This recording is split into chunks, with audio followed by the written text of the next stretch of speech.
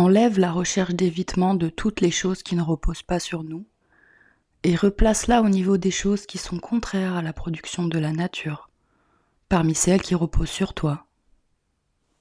Mais désempare-toi à ce stade complètement du désir, car en effet, si tu désires de ces choses qui ne reposent pas sur nous, il est forcé qu'il arrive par destin que tu sois non chanceux.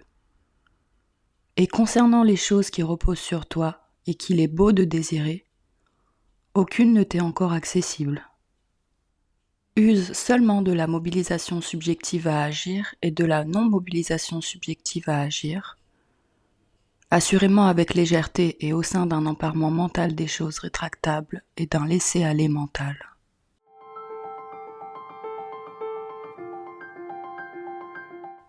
Notre recherche d'évitement doit être réorientée quant à son objet.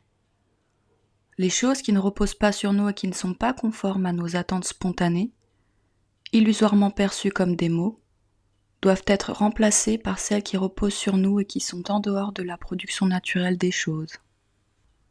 Autrement dit, ce que nous devons avant tout chercher à fuir, ce ne sont pas les choses extérieures non favorables, vieillesse, ne pas parvenir à ses fins, etc., mais de ne pas faire un usage conforme de nos compétences cognitives fondamentales et de ne pas prendre acte de l'ordre intrinsèque du monde.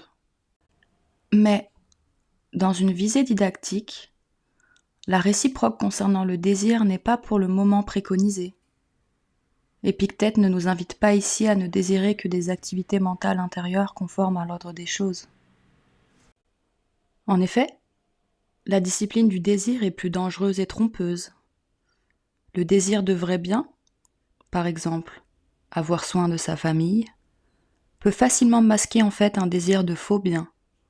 Par exemple, vouloir absolument contrôler le fait que sa famille ne soit jamais dans le besoin financier, ce qui ne repose pas sur nous. Ce qui nous conduira nécessairement, de force, à la souffrance. Il est ainsi préférable de ne rien désirer du tout pour commencer. Au contraire, il nous faut commencer par travailler l'amélioration de notre mobilisation subjective à agir ou à ne pas agir à propos des choses qui sont respectivement reprises mentalement comme des biens versus des mots.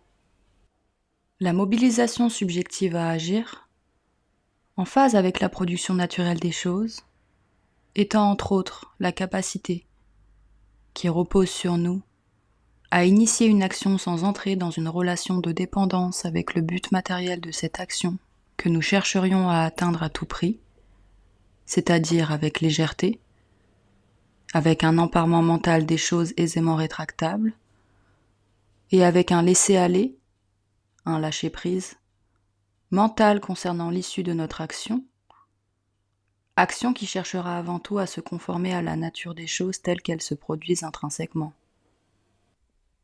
En effet, le but matériel d'une action ne doit jamais être tenu pour un but en lui-même, mais toujours comme un moyen, parmi d'autres possibles, de satisfaire une finalité plus grande qui est celle du phasage à l'organisation naturelle des événements du monde.